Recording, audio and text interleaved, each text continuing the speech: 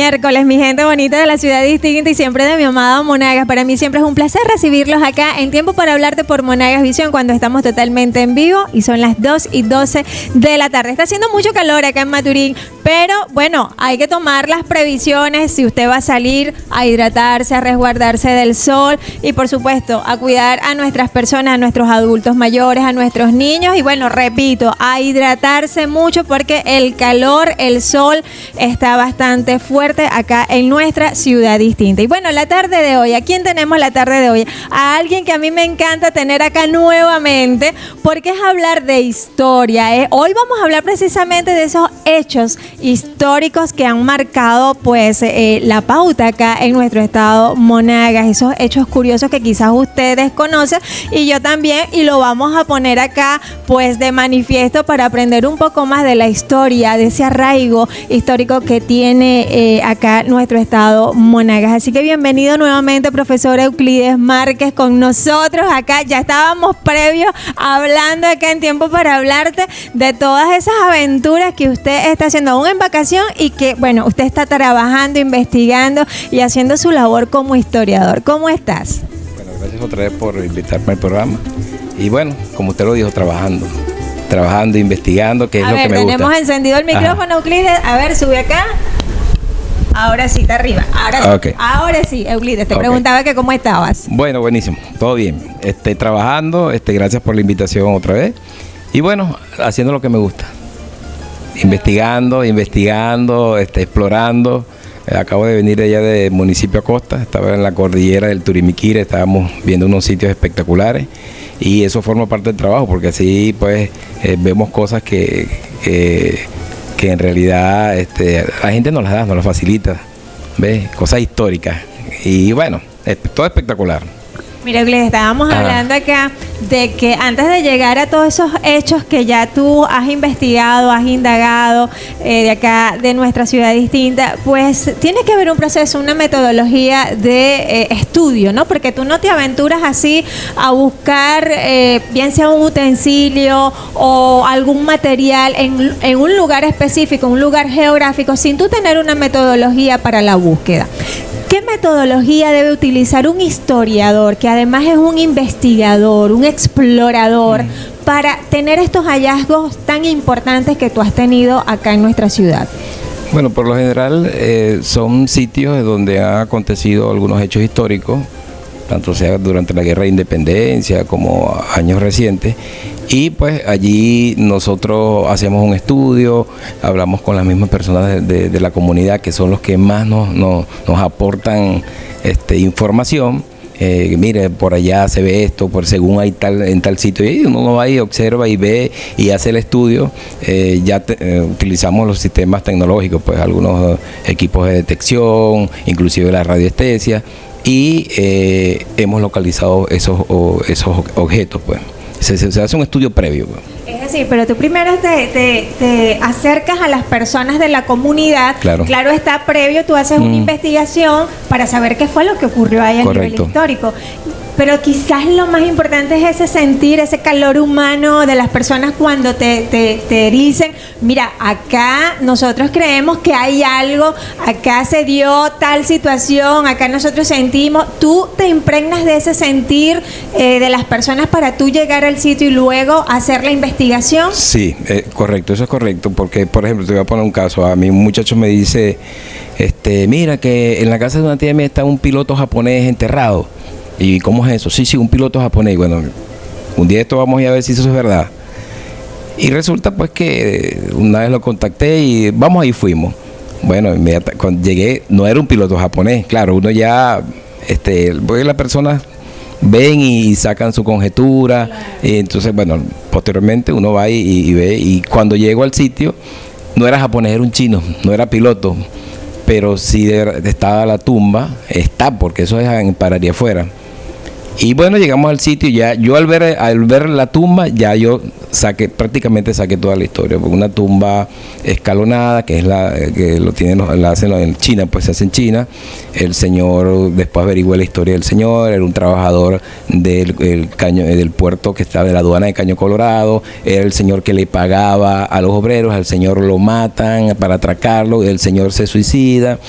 Y bueno, lo entierran allí. Entonces, como él era chino, su cultura, el budismo, le hacen una tumba escalonada con el color amarillo. La tumba todavía le quedaban restos del color, todavía le quedaban restos amarillos, y el amarillo representa para los chinos la riqueza. Y esa tumba escalonada representa, o sea, lo que es la parte terrenal con la parte celestial. Y entonces ahí veo que encima está la cruz, que la cruz es algo del cristianismo, pues, y es el sincretismo, pues, que ahí se liga la cultura, el budismo con el catolicismo.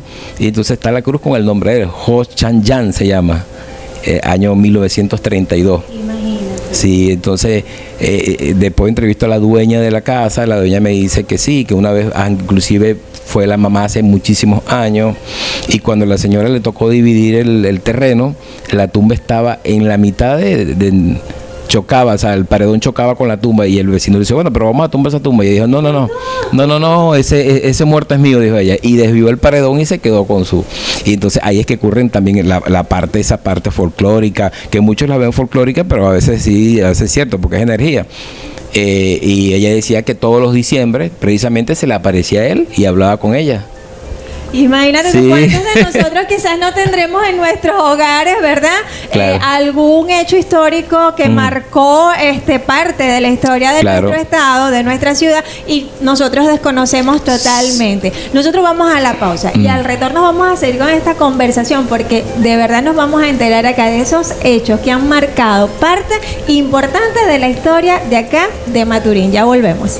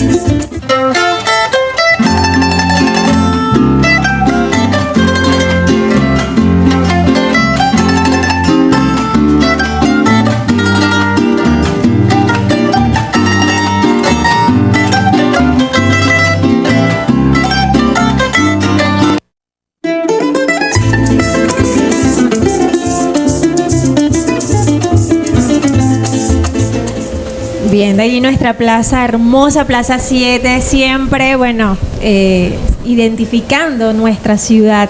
De verdad que, bueno, siempre ha sido remodelada, pero ese 7 que enaltece también nuestra cultura. Siempre es la Plaza 7, ¿dónde? En la Plaza 7 de Maturín.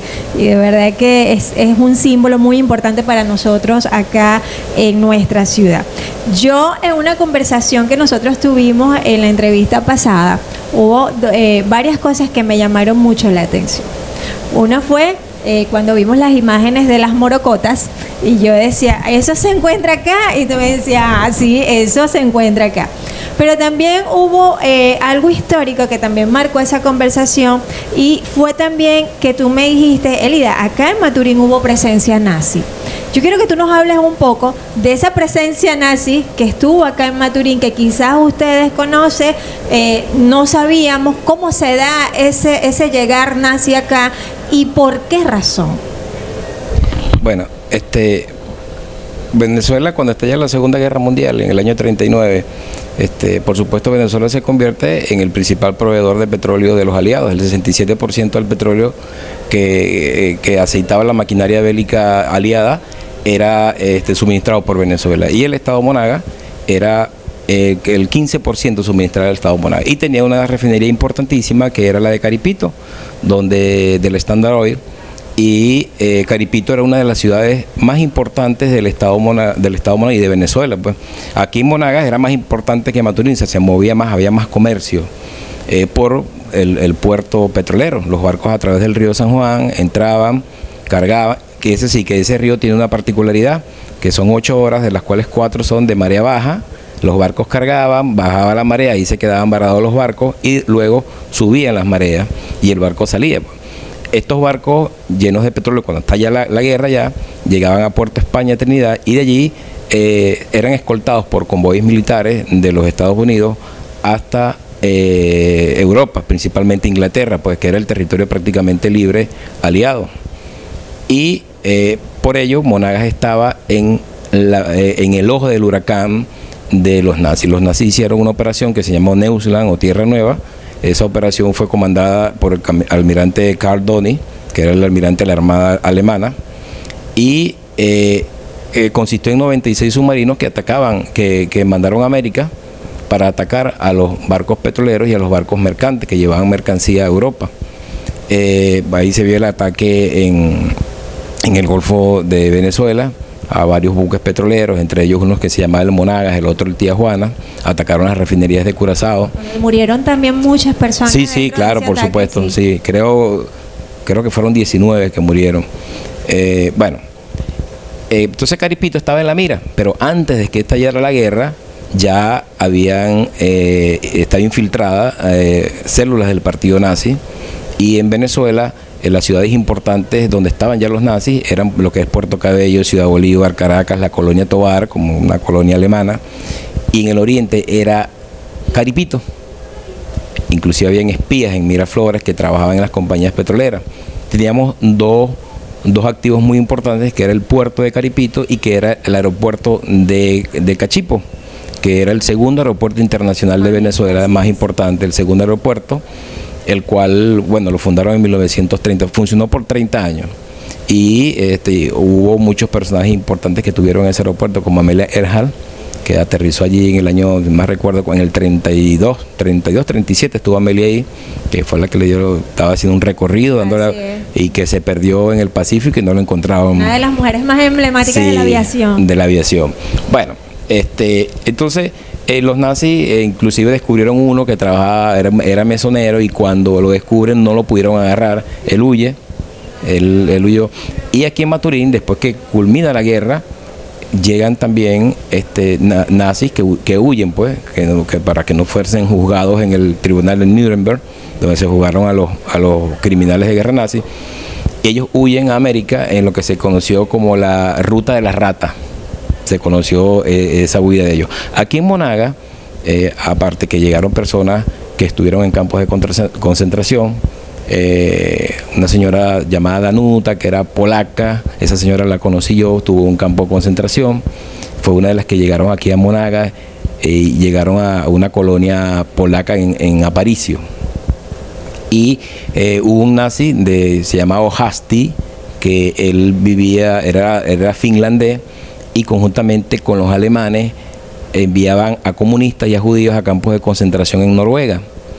Él, cuando termina la guerra, él se viene a Venezuela, trabaja en una universidad en Caracas, luego compra una finca acá en Maturín, en las afueras de Maturín, y él muere en el año 63, lo matan por la Plaza 7. El señor, el año anterior había habido los alzamientos, el porteñazo, el carupanazo, había mucha tensión política en el país, y él pasaba, en esa época estaba donde está la UAB actualmente, era un cuartel. Sí, el cuartel José Gregorio Monagas. Y él venía pasando por ahí, había una alcabala, le hicieron la voz de alto, no se paró, y él le disparan y lo matan, pues. Y él en un Volkswagen, y él cargaba un perro pastor alemán que no dejaba que nadie se le acercara al cadáver, tuvieron que matarlo también.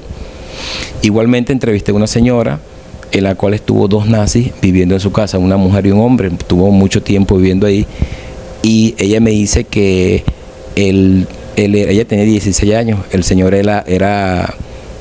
posiblemente era médico y él tenía un carácter, era muy serio, con una señora, y tenían una perra pastor alemán que se llamaba Santa, se llamaba la perra, y no permitía que nadie se acercara a ese baúl que ellos tenían allí.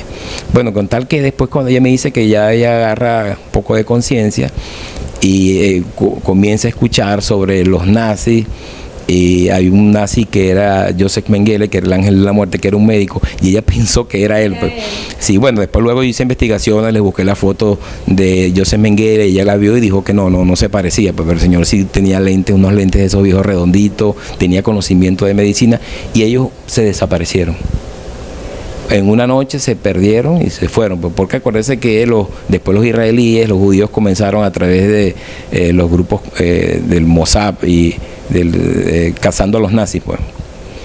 Y bueno, después descubrí personas que estuvieron en la guerra, que en la Guerra Civil Española, después en la Segunda Guerra Mundial, italianos. O sea que una cosa te fue llevando también hacia la otra. Nosotros vamos a la pausa, pero al retorno quiero que me responda aquí, ¿por qué estos hechos tan importantes, ¿no? Y que son históricos a nivel universal, claro, y que de alguna manera Maturín está presente como parte importante, y tiene que ver con el petróleo, porque los nazis estaban necesitando el petróleo para poder manejar lo que era la guerra, ¿ok? ¿Por qué en estos momentos quizás nuestra historia nos relata estos hechos que pueden ser anecdóticos, pero que forman parte también de nuestra historia acá en nuestra ciudad? Eso me lo vas a responder al retorno, ya volvemos con más de tiempo.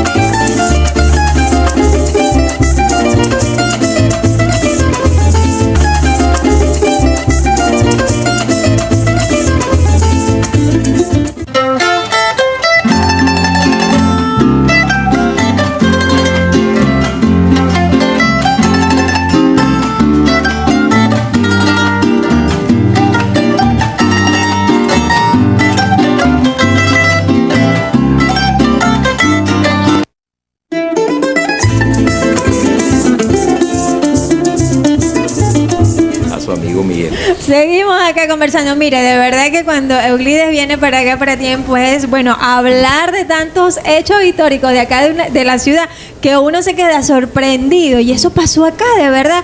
Y mire usted, quizás nuestra generación, la de ahora, estos muchachos jóvenes que estudian en el bachillerato, en las universidades, desconocen tanto los hechos históricos que marcaron pues parte importante de nuestra evolución acá en nuestra ciudad. Y qué importante es tomar de referencia, ¿no?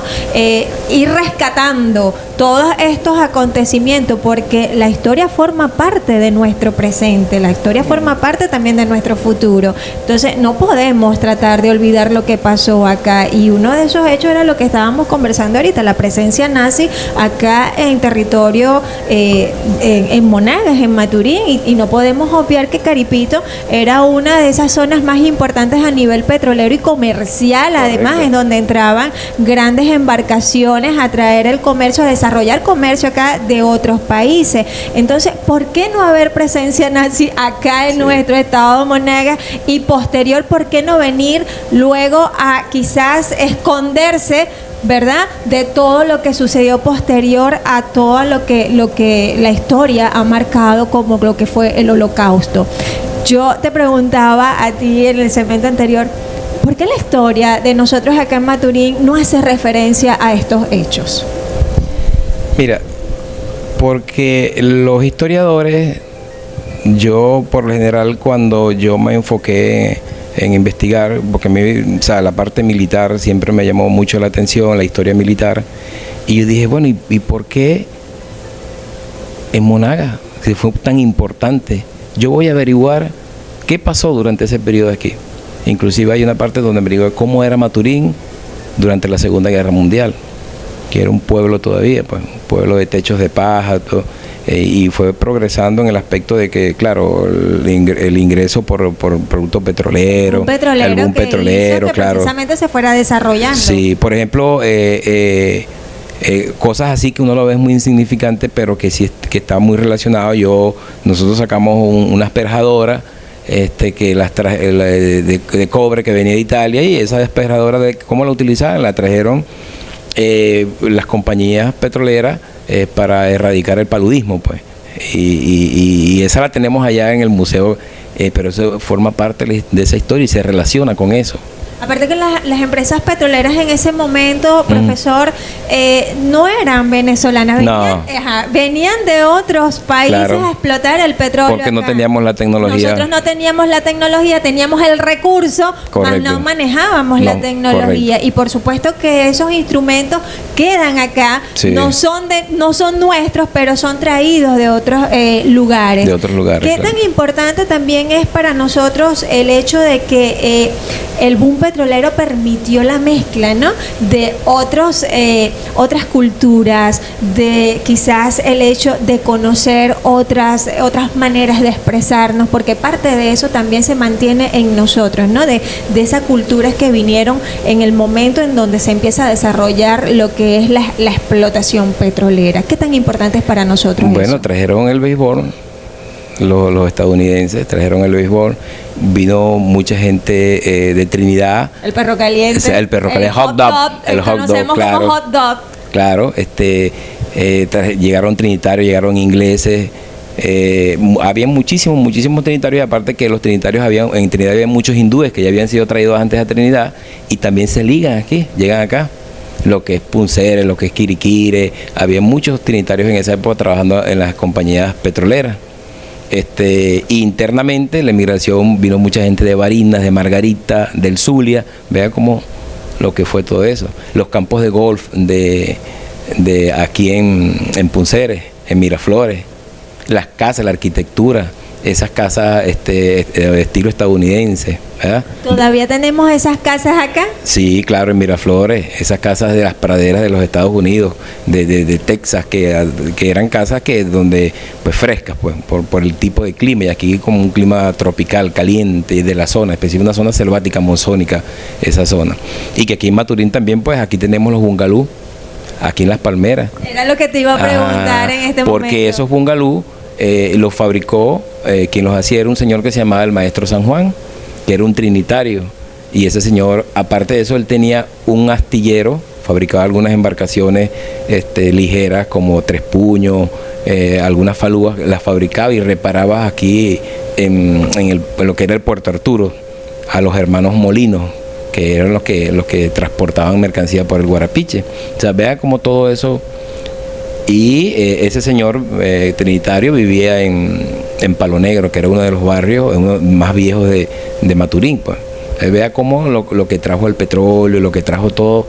Y bueno, en lo que se habla de Clinton, que nació en Miraflores, y todo eso fue por la llegada de las compañías petroleras, pues. Ahora, dijiste algo de una de las casas más emblemáticas que nosotros tenemos acá en la ciudad, que está por la avenida de Las Palmeras, ¿ok? Todavía se mantiene esa infraestructura, data precisamente de ese proceso donde el desarrollo petrolero se estaba haciendo ya presente en nuestra ciudad, claro, que estaban llegando personas extranjeras a vivir acá y necesitaban precisamente de una casa acorde también a sus necesidades y poder contrarrestar el calor que hace acá en Maturín en ese momento. Nosotros vamos a la pausa. Al retorno vamos a hablar de esas casas emblemáticas acá en nuestra ciudad. De hecho, la vez pasada me dijiste, tú sabes que aquí hay una chimenea en Maturín. Ajá. ¿Usted sabía? Bueno, eso lo vamos a explicar acá. Ya volvemos con más de tiempo.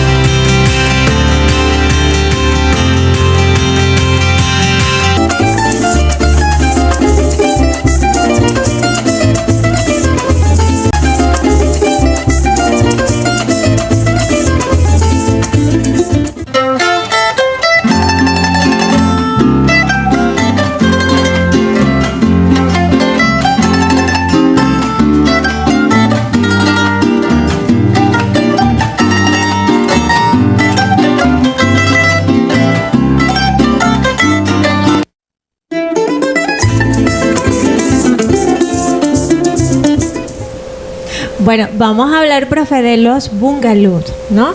¿Lo dije bien? Sí. Ok, vamos a hablar de estas casas emblemáticas de acá, de nuestra ciudad. Sé que en la Avenida de las Palmeras, y yo sé que quien ha transitado por la Avenida de las Palmeras, antes de llegar a lo que es la Fundación del Niño, ok, quizás cerca de lo que antes era el Cine Rialto, por allí casi al frente, esta es una de estas casas, ok. Sí.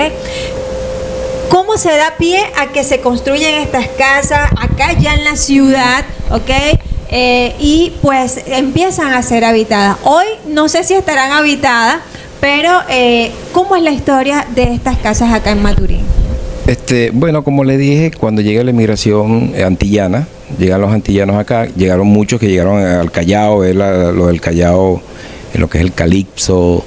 Ellos llegan al Callao y por acá, a través de los ríos de Caripito, del mismo Caño de Buja, del Orinoco, entran muchos antillanos y ellos traen su arquitectura, así como la trajeron los estadounidenses, los europeos, también los antillanos lo hicieron. Claro, en las islas del Caribe, por ejemplo, Trinidad, Martinica, San Vicente, Guadalupe, también sitios muy calurosos, y ellos construían esa casa. Y como estaban muy cerca de la playa, por eso es que estaban encima de muros. Ellos, este señor trinitario San Juan es el que las hace, inclusive la que perteneció a Epaminondas Salazar, que es la que está detrás del Banco Venezuela, esa es otra casa antillana también, otro bungalow, y todas esas casas son protegidas, pues por la parte, o sea, son patrimonio.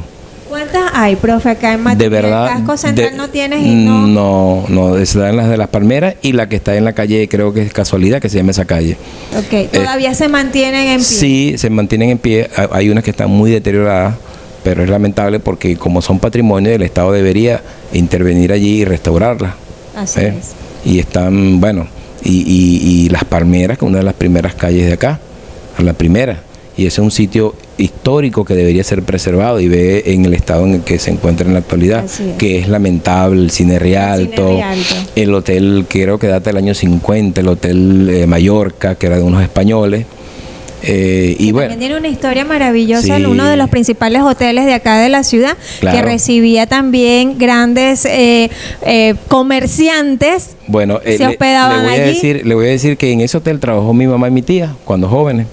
Y mi mamá, estuve hablando con mi mamá, que por cierto tengo que otra vez sentarme y anotar, porque me dijo, ahí estuvo un señor estadounidense, tal, me dijo el nombre, anoté el nombre y investigué, y fue verdad, el tipo fue como un embajador de los Estados Unidos que estuvo aquí, y varios personajes que se alojaron allí en ese hotel.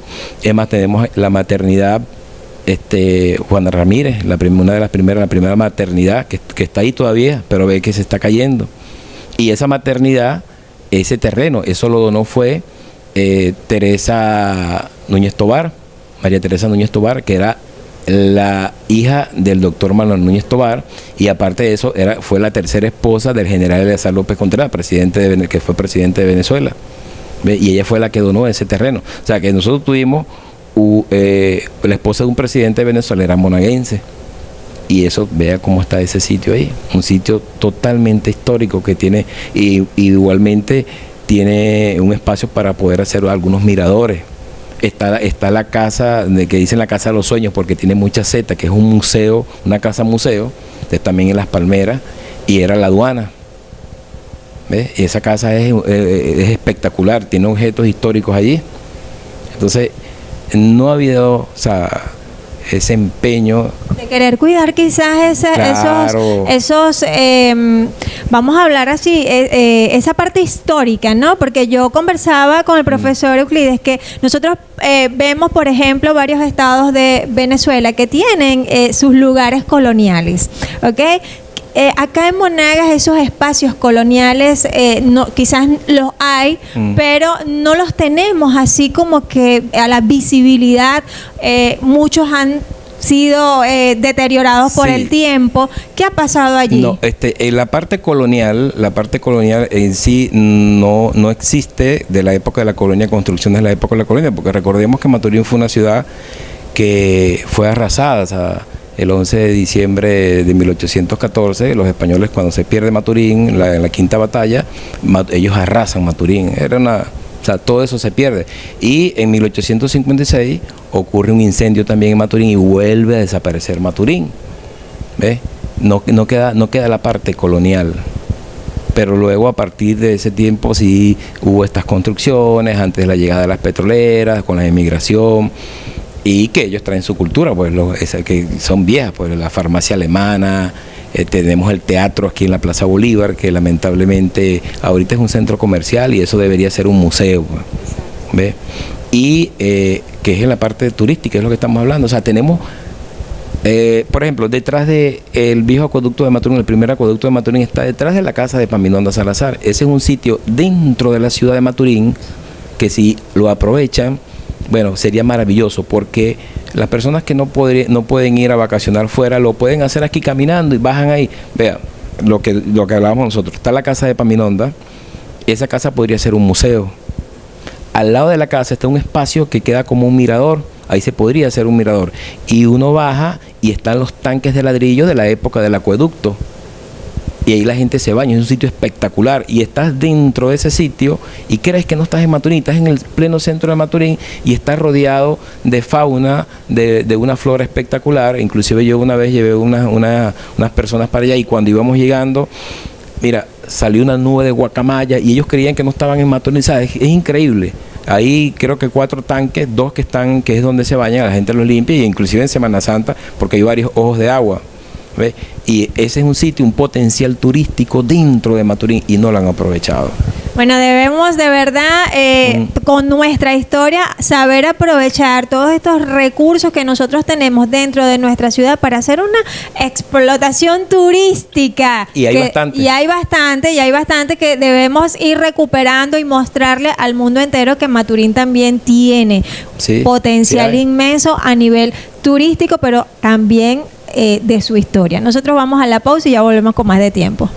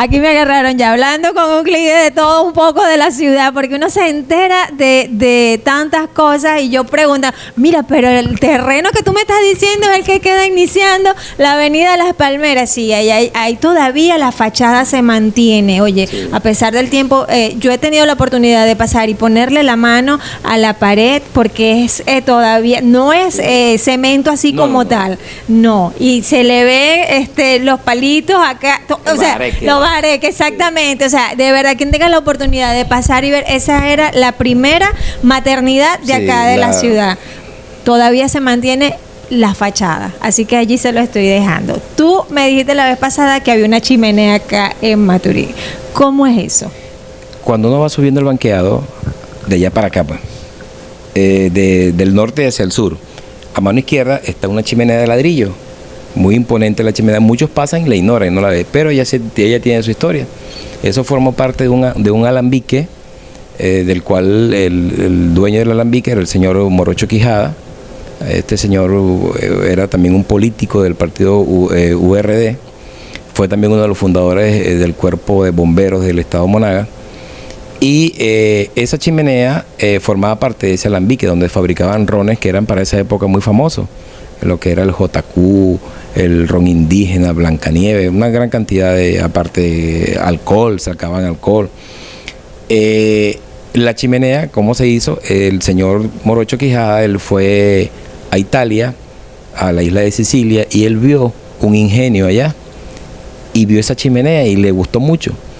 Bueno, ¿qué hizo él? Él copió los planos, vio la chimenea, llegó a Maturín y trajo de Italia todos esos ladrillos y construyó una chimenea muy similar. Entonces, bueno, ahí esa es la chimenea que recibe el que entra a Maturín por el norte, pues ahí está hipertérrita ahí esa chimenea, y es bueno que se recupere porque pues, forma parte de la historia de Maturín. ¿Estamos hablando de qué tiempo? Hasta 1962 fue que funcionó ese alambique. E inclusive la casa está todavía, la casa está habitada, que llaman la casa de los sueños, pues porque tiene un poco de zeta, y esa era la casa aduana. Y tiene más de 100 años la casa, es espectacular, uno entra a esa casa y es como que pasa a otra dimensión, pues a los años 40, a los años 50, con esa arquitectura colonial, y muchos la ven por fuera y no piensan. No ven, claro. No, yo cuando entré la primera vez quedé sorprendido. Es más, me dijeron, ven, vamos ahí, yo no quería ir, pero cuando yo entré como que pasó otra dimensión, bueno, me traslado, es espectacular. Hay alambique, hay uniformes del cuerpo de bomberos, e inclusive está un reloj que perteneció al general de división Andrés Rojas, y que supuestamente Bolívar vio la hora ahí, porque ese reloj, Bolívar llega a la casa de Andrés Rojas en 1819, en 1818, cuando viene a Maturín, y ese reloj perteneció a Andrés Rojas. Ese reloj está en esa casa.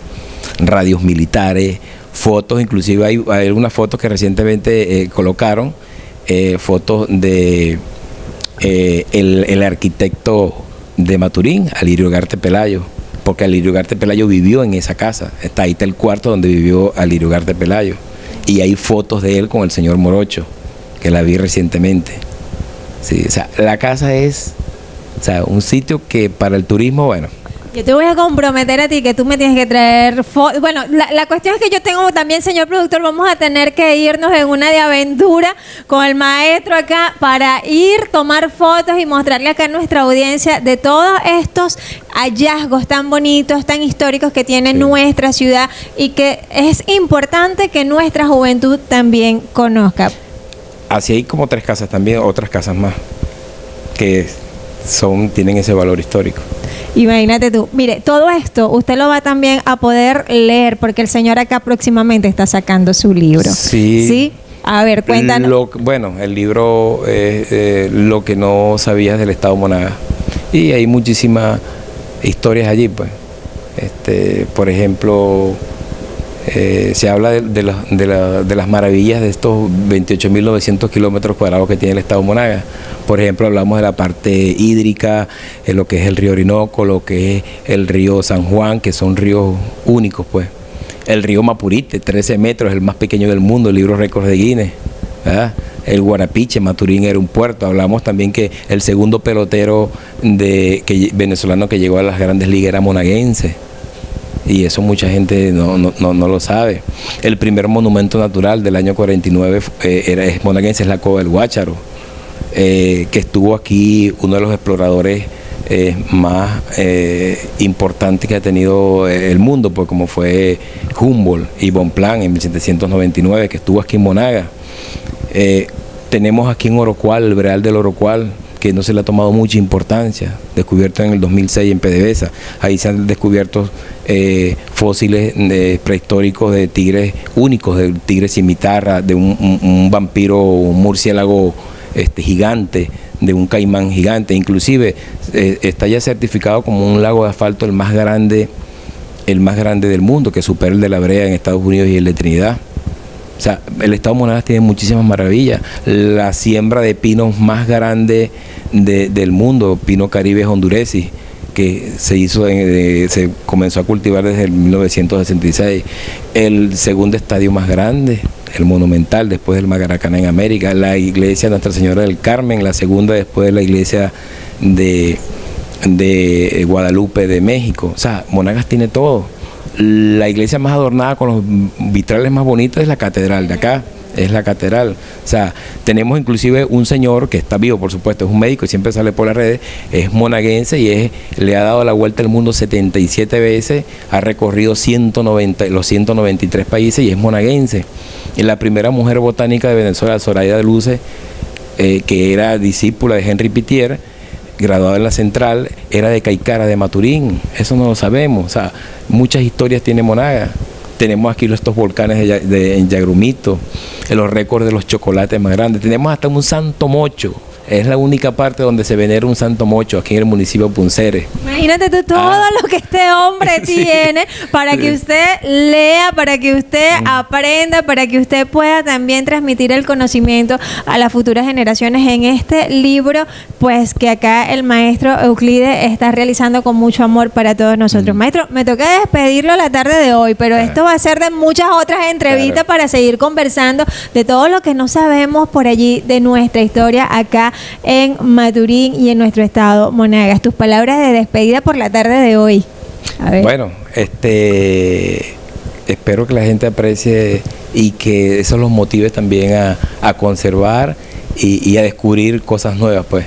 Y bueno, estamos a la orden. Cuando quieran ustedes, quien quiera, yo estoy a la orden, porque el conocimiento no es mío, es de ustedes, pues, de todo. Así es, mi querido maestro Euclides, gracias nuevamente por estar la tarde de hoy con nosotros acá en Tiempo para Hablarte. Me despido la tarde de hoy, nos vemos mañana nuevamente por acá por Monagas Visión, siempre contigo. Chao, chao.